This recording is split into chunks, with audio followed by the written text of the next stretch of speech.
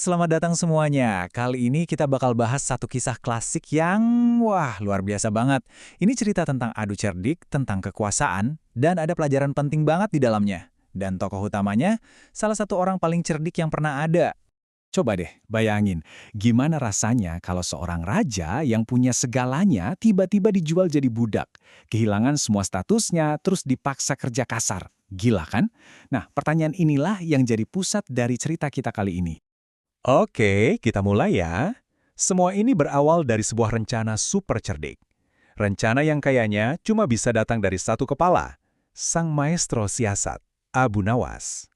Biar ceritanya nyambung, kita perlu kenal dulu nih sama dua tokoh utamanya. Di satu sudut, kita punya Abu Nawas, orang yang otaknya selalu selangkah lebih di depan dari orang lain.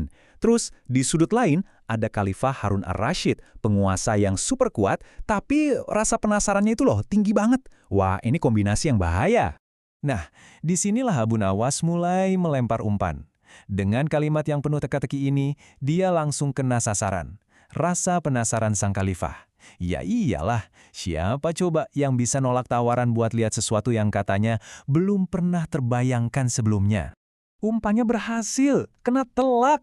Sekarang kita lihat gimana Abu Nawas dengan pintarnya ngebujuk sang raja buat ikut masuk ke dalam permainannya yang, ya aneh banget ini. Coba perhatiin deh, syarat yang dikasih Abu Nawas itu sederhana banget, tapi disitulah letak jeniusnya.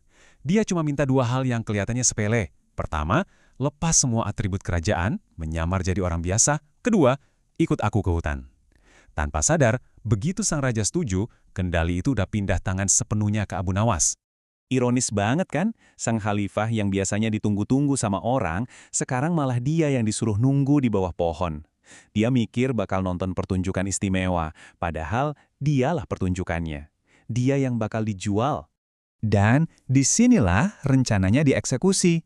Waktu sang raja asyik menunggu, Abu Nawas diam-diam malah menyelesaikan transaksi.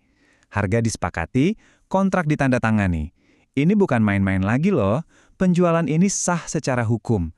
Sang raja resmi jadi milik orang lain. Nah, kita sekarang masuk ke puncak ceritanya.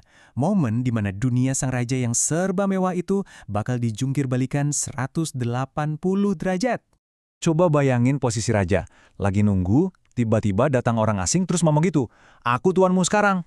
Wah, seluruh wibawa, seluruh kekuasaannya hilang gitu aja dalam sekejap. Kita bisa ngerasain banget kan, campur aduk antara marah dan bingung di pertanyaan raja ini.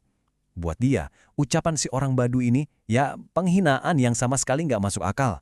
Dan, jep, ini dia pukulan terakhirnya.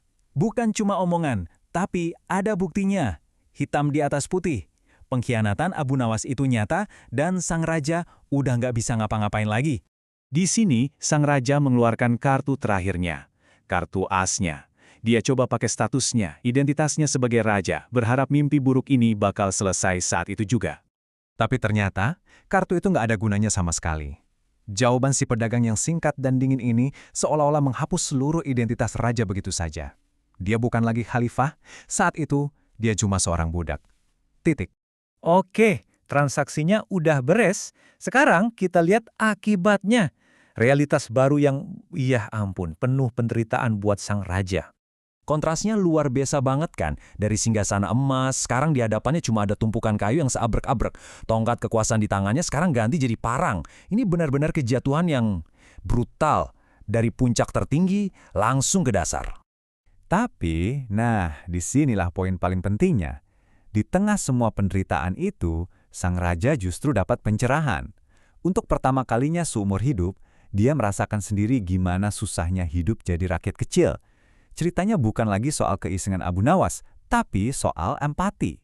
Dan inilah titik terendahnya. Sang khalifah yang gak ada seorang pun berani sentuh, yang perintahnya adalah hukum, sekarang dipukul. Oleh siapa? Oleh rakyat biasa. Ini penghinaan paling puncak yang mungkin gak pernah terlintas di benaknya. Tapi, seperti kata pepatah, setelah mencapai dasar, satu-satunya jalan adalah ke atas. Nah, sekarang kita saksikan momen dramatis di mana kebenaran akhirnya bakal terungkap. Cukup, udah cukup. Dengan satu teriakan itu, sang raja mengambil kembali identitas dan kekuasaannya. Coba bayangin, suasana langsung berubah drastis detik itu juga. Roda berputar lagi. Kekuasaan kembali ke tangan yang semestinya. Si pedagang Badui yang tadi sok jadi tuan, sekarang gemeteran ketakutan di depan raja. Tapi, raja memaafkannya. Kenapa? Karena kemarahan sang raja sekarang udah fokus ke satu orang saja, Abu Nawas. Jadi, pada akhirnya sang raja memang dapat pelajaran yang super berharga soal penderitaan rakyatnya. Ya, walaupun caranya ekstrim banget. Dia udah bebas nih, tapi dalang dibalik semua ini, Abu Nawas kan masih di luar sana. Kira-kira apa ya hukuman yang bakal diterima Abu Nawas setelah melakukan hal segila ini? Itu pertanyaan yang menarik untuk kita pikirkan.